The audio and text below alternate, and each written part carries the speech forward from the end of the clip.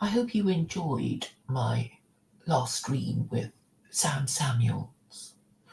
I'm really so lucky to have him because I was just thinking that, well, he's a rare bird. As I was saying to him, he's actually prepared to do what Jews are supposed to do, which is to speak out against idolatry and this means, I'm afraid, having to admonish Christians who have been practicing idolatry for such a long time.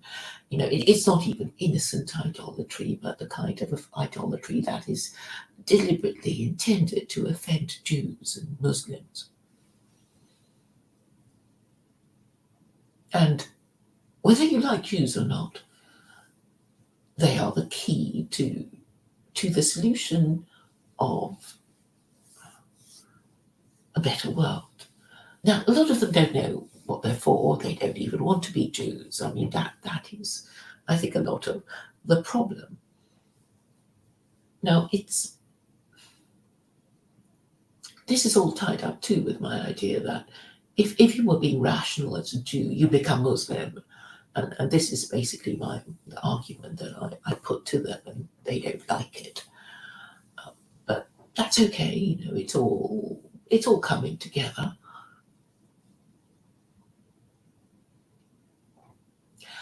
And I also wanted to point out that anti-Semitism is questioning God's wisdom, and even Vincent Bruno agrees with me that if you're questioning the status of Jews as God's chosen people and saying you don't like them, you are saying you don't like what God has done.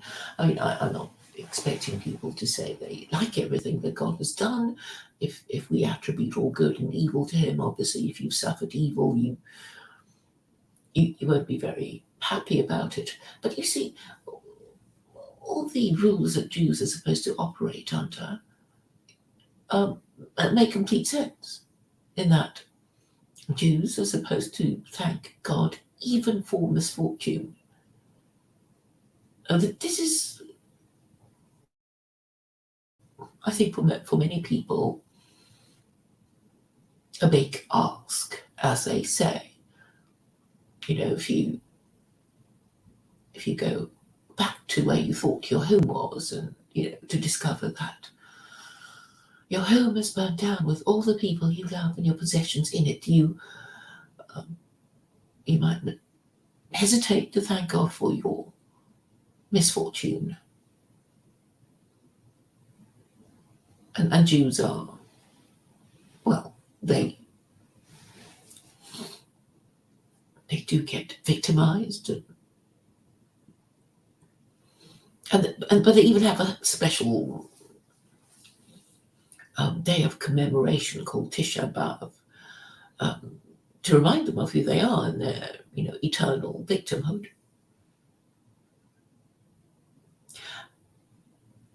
And also the purpose of Yom Kippur, which is the Day of Atonement, is another reminder of suffering.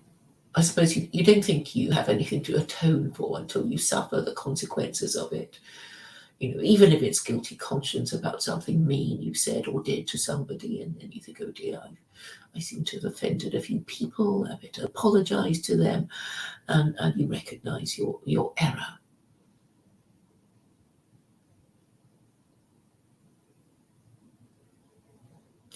So my position is that Jews are key to the solution to our problem, even to those who think they are the problem.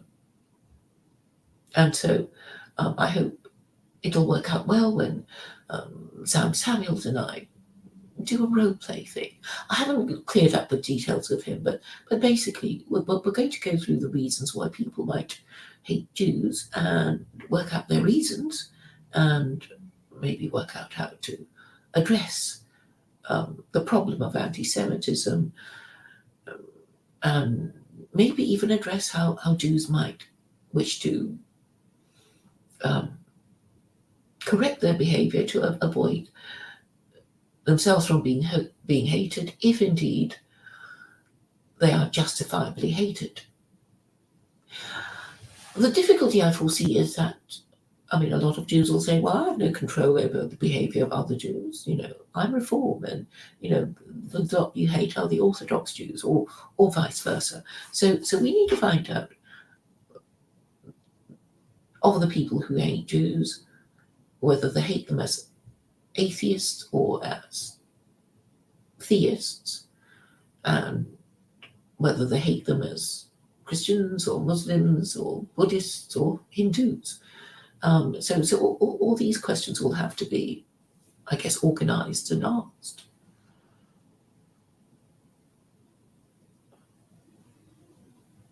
So I think it will be fun. I mean, obviously, Sam's probably. I think Sam is quite knowledgeable about these matters because he takes an interest in politics, and you can't help but notice, whether you're a Jew or not, that white people have a problem with Jews and are forever going on about them, and this is something that is in fact inescapable, and whether you're Jew or Gentile, you will soon notice that this is a Western phenomenon. I mean, why in the West in particular? I mean, I'm saying it could be their failed Christianity that led in liberalism, which has caused their civilization to collapse.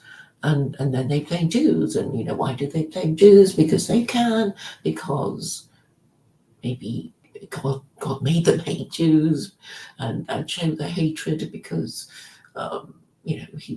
maybe God does exist and he wants Jews to correct their behavior, and they still haven't worked it out. And then this is kind of a service to Jews to help them work out what might be wrong with their behavior, and why, constantly harping on about the anti-Semitism of Gentiles is not the best way of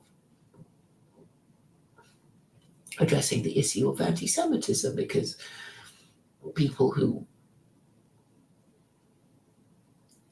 are told that they can't hate Jews will probably hate Jews for being told that they can't hate Jews. It's just a sheer perversity of the human spirit. I mean, that's not the only example. If somebody says, "Don't go into that room," and you never, and the thing is, you'll be curious and want to go into the room, even though you never thought of going into that room if that person hadn't told you not to go into that room. And of course, the story that people most remember would be Adam and Eve.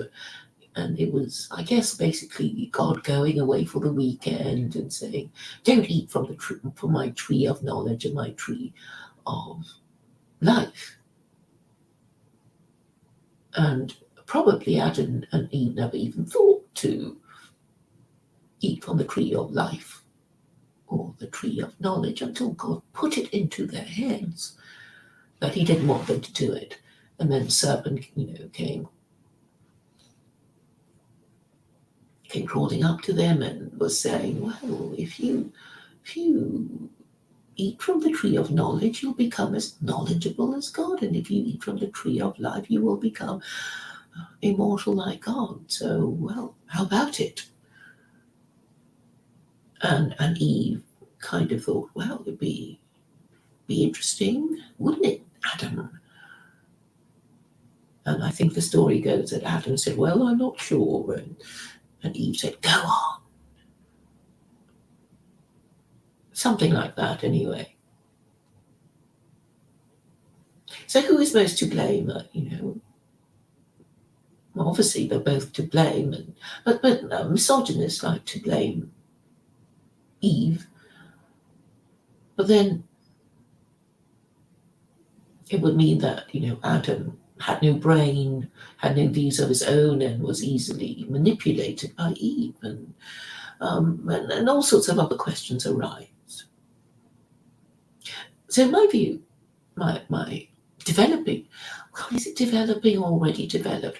Okay, I'm going to tell you my position now, which is that we're having a problem with so many things because people don't know who they are. And what people are hopping mad about is the latest outrage against truth is that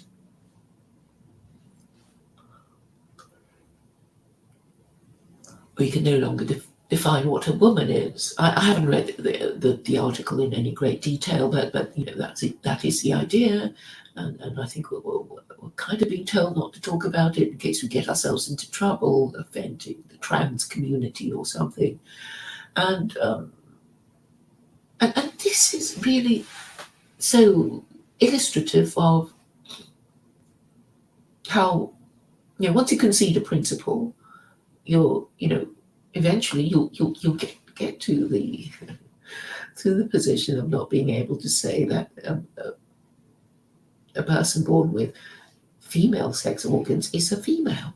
You see, now if I will have to watch my words, yes, a person born with female organs is a female.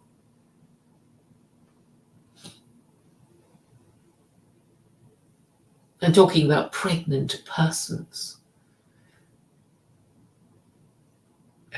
but not being allowed to say women. And this will hopelessly, grievously confuse so many of us and drive us mad eventually. And all because the Jews don't follow their principles. Because one of the more memorable principles of Judaism is that men and women are not supposed to wear each other's clothes, presumably to keep them on the straight and narrow and not get to where we are now.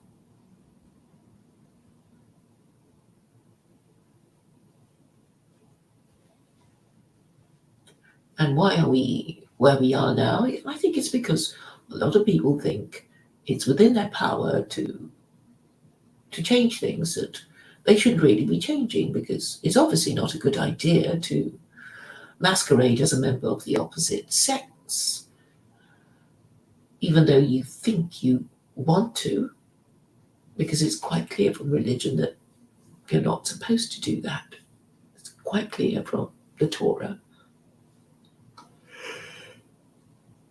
and the Quran that you're not supposed to do things like that. And also, apart from the very, very important distinctions between male and female, is the very, very important distinction between Jew and Gentile, which I don't think people get. People may. There are people who believe in the Abrahamic God or some creator God, and they don't kind of get it about Jews and Gentiles. But for people of the Abrahamic faith to take their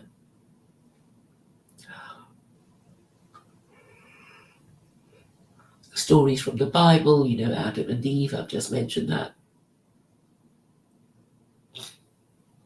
These people need to accept the distinction between Jew and Gentile, and of course they do, because Christians worship a Jew, and Muslims also go on about Jews, and they're guilty of anti-Semitism, and there is also religious anti-Semitism, or just atheist anti-Semitism, and we have to work out why atheists would hate Jews and why religious people would hate Jews. So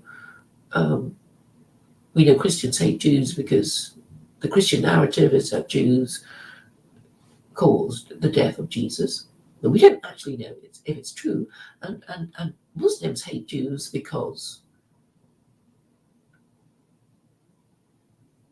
well, there's so many Muslims, maybe they don't exactly share the same reason about why they hate Jews, but I think most of us get it that Muslims, if they're acting as the Ummah, will all be collectively outraged that the Jews just took Israel from them with the help of the Christians.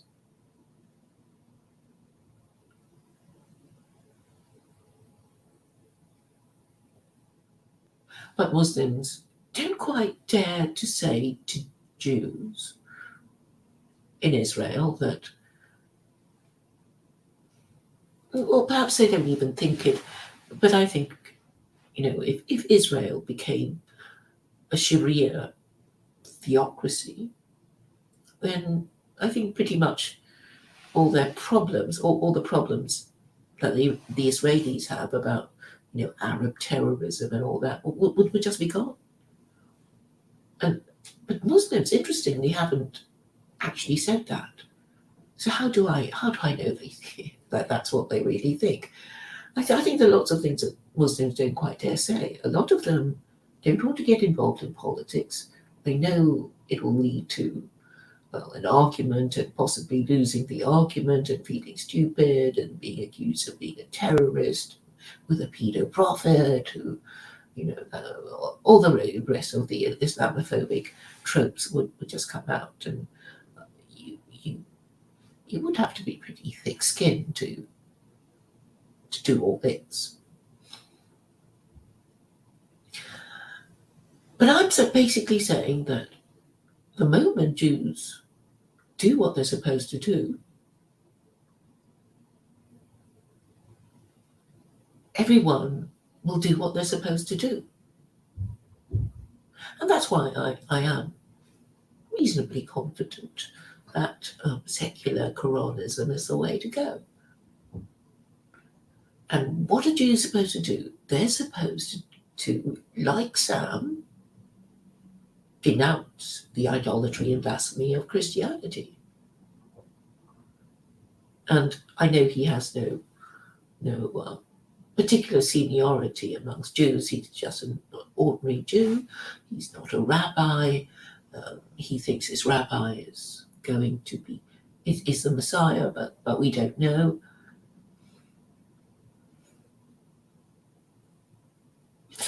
But he is such a rare bird.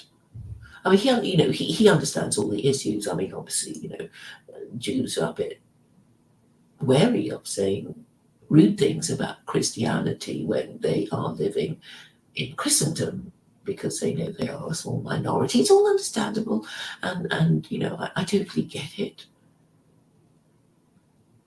So you think, okay, those Jews, they're scared, and because Christians are so mean to them, and you think, well, Muslims, instead of blowing yourselves up, you could be obeying chapter 18, verse 4 of the Quran. I mean, in the way that Hamza Yusuf wouldn't when he was talking to Jordan Peterson.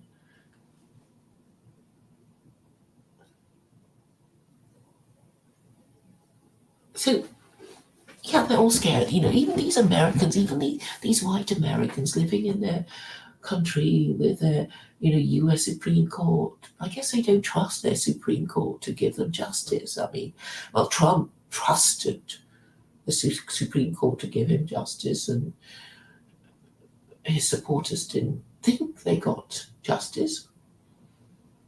So if Americans don't trust their legal system, then there's probably very little that they trust. And the way to cut through this Gordian knot of distrust is for the right people in the right positions to say and do the right thing. And this is really the whole idea of the Abrahamic narrative and the theory of everything. Because really, I mean, I was trying to say to Sam earlier that, look, I know, nobody wants to be burned at the stake and tortured, and, they were pretty nasty. But I was saying, if no Jew ever hesitated about being tortured, then, because, they believed that martyrdom would gain them admission to heaven, and which they were sure to enjoy if they martyred themselves. For example, I know you lot won't agree with this, but they're supposing that that was what they literally believed, and that was what they literally did to make their point. Then Christianity would have been, well, it wouldn't have got very far. Particularly after the Quran was revealed in the 7th century. So it's taken a long time for Jews to actually be told by me of all people what they have to do. It's like, well, this is what, you have to rank the four Gentile religions so that Islam is top of the tree and Christianity bottom of the heap. And we also heard Sam Samuel say, well, we Israelis, we need the military funding of America. We can't upset them too much. But if the Messiah arrives, we don't have to deal with these, these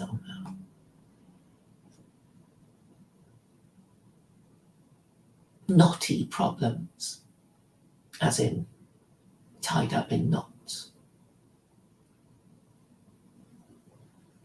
But I'm saying nobody needs to be martyred. Nobody will be burnt at the stake. Christians don't do this sort of thing anymore. Nobody takes Christianity seriously. We already know that living in the West,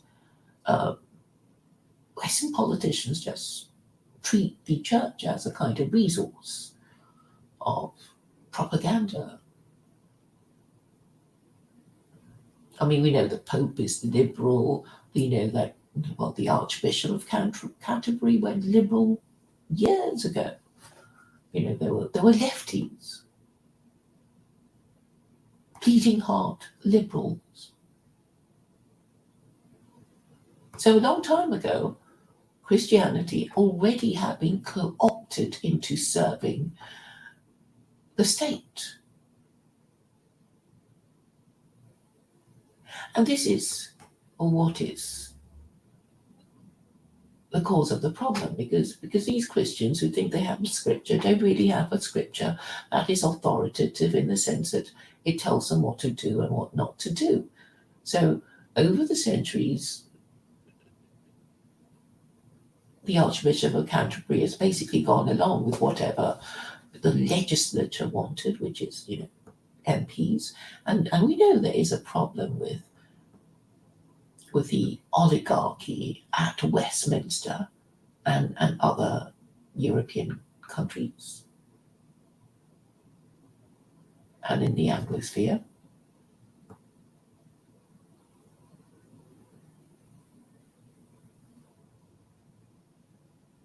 And Western identity then becomes, well,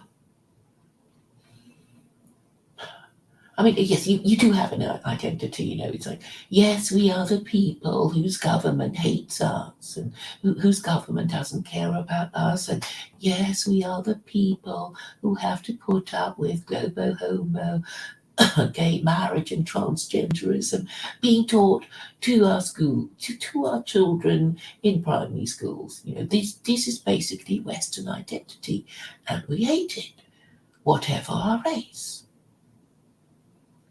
And oh yes, and we are the people who are too scared to protest against it because we are afraid of being cancelled.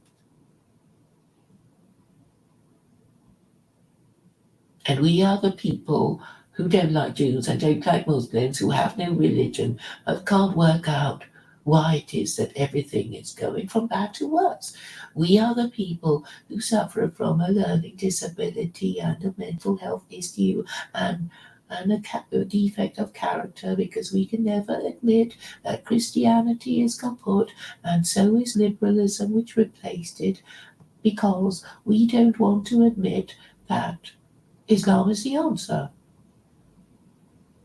And we are the people who are so Islamophobic that we will reject secular Quranism, even though it isn't actually Islam, because we can't. We are just too triggered to think about it anymore, and we have to not discuss it because our heads will explode if we do. It's that kind of Western identity that Joel Davis couldn't bring himself to discuss for very long in that video of his with Richard Spencer. So he was basically saying Joel Davis was, what was he saying? Well, he was saying Christianity, blah, blah, Vikings, blah, blah, that's it really. And then he continued discussing neoconservatism or US foreign policy, if you didn't understand what neoconservatism meant in US foreign policy. It's imperialism and globalism. And we have to ask ourselves, those of us living in the West, whether the global empire of America is good for Americans. It's like, well, okay, it's, okay, forget the rest of us non-Americans. The first question to ask Americans, and I got Daniel Sienkiewicz to agree with me, is to ask Americans, is the global empire of America good for you Americans? And I think we know the answer. They'll say, no, we hate it. We don't want to bomb people's countries because we don't want the cheap labor that comes from these Muslim countries. And so it doesn't really work for the ordinary American. They don't like neoliberalism, which is another word for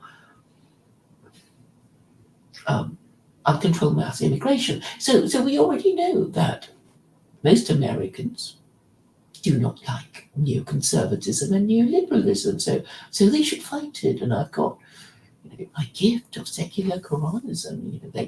Because they're too Islamophobic, they can't grab it with both hands and use its arguments to destroy all the ridiculous arguments of liberalism. Either because they suffer from a learning disability, or they have mental health issues, or they have a defect of character which makes their pride prevent them from grabbing secular Quranism with both hands. I mean, the defect of character could be that, that they're just too afraid. They're too afraid of the other Islamophobes who will hate them for mentioning secular Quranism. People like Rob Dufour and the others, who could easily be mentioning it, but they don't because they don't want to alienate their subscribers and viewers. Okay, I get it. So, from whom is leadership required? I'm saying basically rabbis, Orthodox rabbis only should rank the 4 Gentile religions, and then maybe take out an ad, or I don't know. Okay, they can just talk about it and tweet about it and post about it in Facebook or whatever, and then I suppose it's conceivable that Facebook might even censor a discussion about secular Quranism. And I think if they did, if they censored the hashtag of secular Quranism on Twitter, I would actually regard it as a success. It's like, ooh, they hate it so much they think they have to censor it because it's apparently so dangerous. And if Facebook did it, it would be quite fun. So I guess maybe the deep state is in a state of neurotic suspension about what to do about secular Quranism. Are they going to, put the panhammer down very quickly and comprehensively, or just wait and see what happens? I mean, nothing much is happening.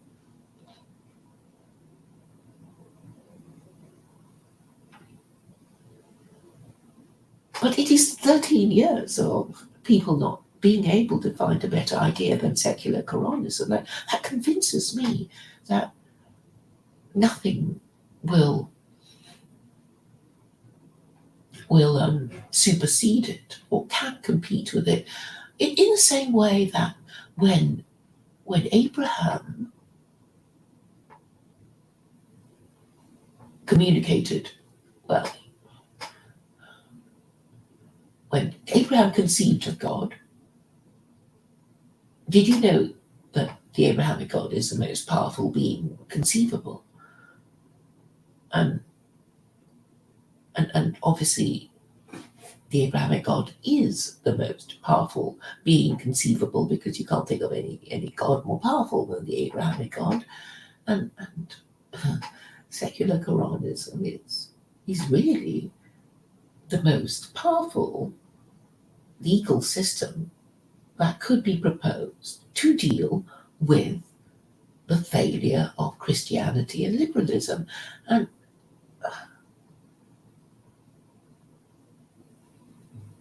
And so I'm quite pleased with myself. And I know it's, Rob DeFore doesn't want to talk about it, and this, today he said it's ridiculous. And of course I will ask him, how is it ridiculous? Because how is Sharia ridiculous? He's a Muslim. How can he say that Sharia is ridiculous? Obviously, he's just, throwing mud at me. Hoping some of it will stick, and, well, I throw a bit of mud back at him.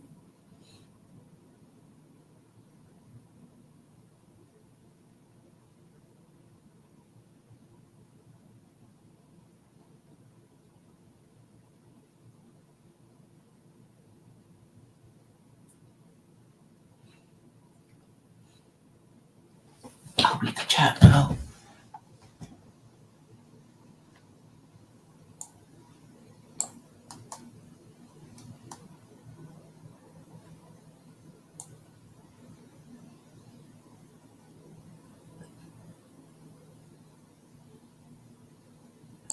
Hello, Peter North, the legend. Oh, wow. Half Galician says he met Rabbi Mizrachi. Spoke to him after lecture and evening prayers. I'm very impressed. I thought he'd be too, well, snobbish for Rabbi Mizrachi. It was quite something. Right. And you were the only Ashkenazi Jew in the audience, and mostly Iranian Jews. Cool.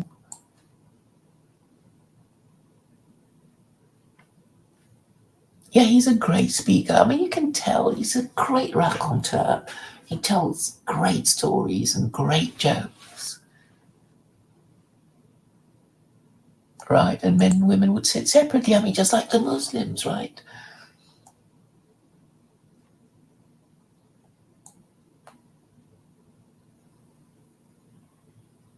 Oh, I didn't know Galicia was a region of Ukraine. For some reason, yeah, I had an idea it was somewhere in the, in Eastern Europe. There was a young kid who asked a great question. Wait for it. What was the question? Asked Tinkle Tink.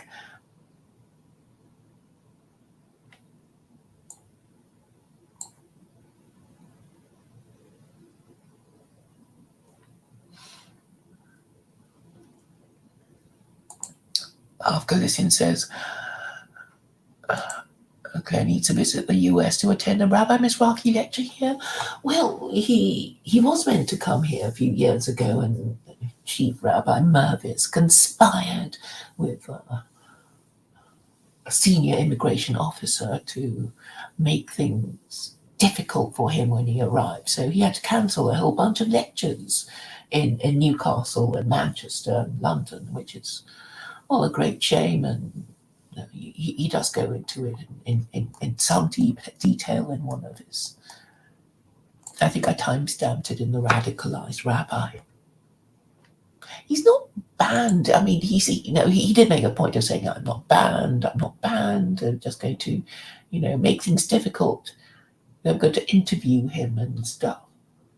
I think that's a story, to ask him his views about the Palestinians, hoping that he's going to trip himself up and get done for hate speech. Rabbi Mizrachi is treated just like Preston Wigington, a white nationalist who was turned back at the border. That this is what they do to people with sensible views. The crazy people, treat people with sensible views who use truth and logic and morality to solve problems like they were lunatics.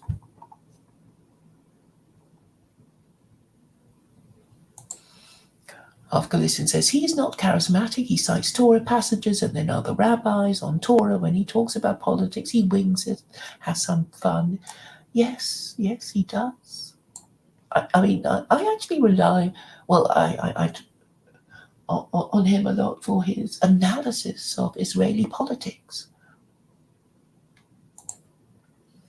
Galician says, I think he was banned because he called the chief rabbi of UK a quasi-government role, a rasha, or evil person, for not allowing some form of the gay curriculum in Jewish schools. No, it was worse than that. He collaborated with the authorities in compiling the LGBT handbook for Jewish schools. I always knew that Mervis was an establishment man. I remember taking an interest in who would be when the new chief rabbi, when Rabbi Sachs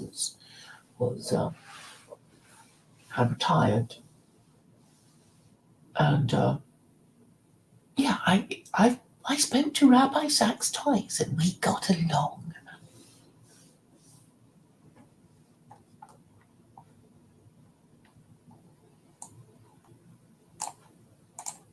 It's not Rasha, it's Rasha, tinkle tink.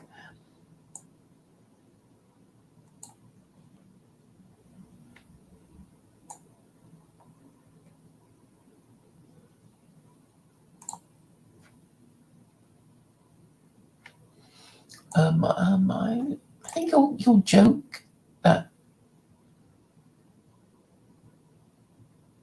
Okay, I don't really get it. I'll read it out, but I don't really understand the joke. So Galician says, on the question, the rabbi said the Torah is called the Torah of Moses. Torah Moses. But the kid raised his hand and said, it also says in a verse, Torah Hashem Tamima, the Torah of God is perfect. So it says the Torah of Moses and Torah of God. And the rabbi laughed and said, you're right, and one day you'll be a great scholar and they might name one for you.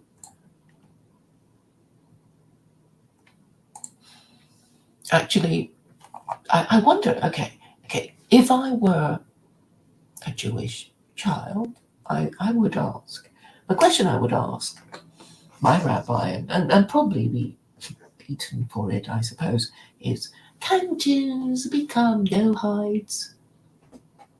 And they'll say no. And I'd ask, is Islam a no-hide religion? And they might say yes. I know the opinion of rabbis is mixed on that. And like I said, assuming I get an answer that says Islam is the most no-hide of all Gentile religions, then my next question would be, if I converted to Islam, would I get to heaven?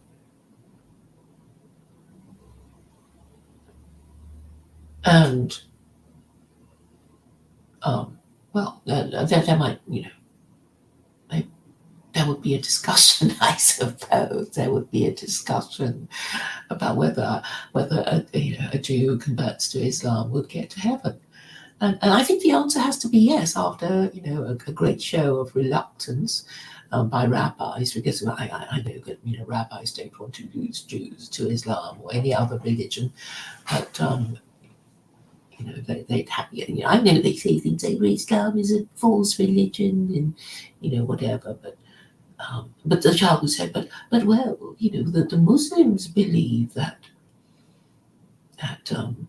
the Torah was given by God to Moses on Mount Sinai, and he subsequently made a later and final and better revelation to humanity, and it's in the Quran.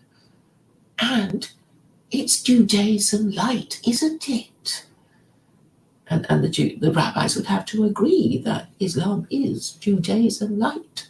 And isn't it true that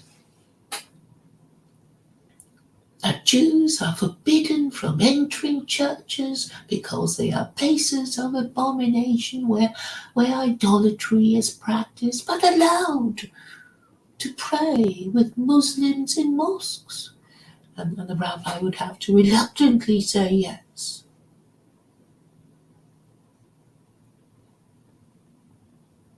So, if Islam is a Noahide religion, and Noahides get to heaven if they follow the Noahide laws, then a Jew can convert to Islam and still get to heaven.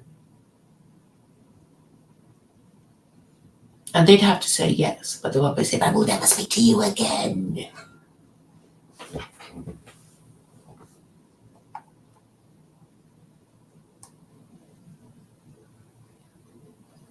All right, I've been speaking for 40 minutes. This was just meant to be a kind of preview of what I hope will be an interesting role-playing exercise about why Gentiles don't like Jews. And I'm saying that there would be a range of reasons. But let's assume that the atheist Gentile would hate Jews for a different reason to Christians who hate Jews, to Muslims who hate Jews, because the reasons would be different. They would they would be ideological.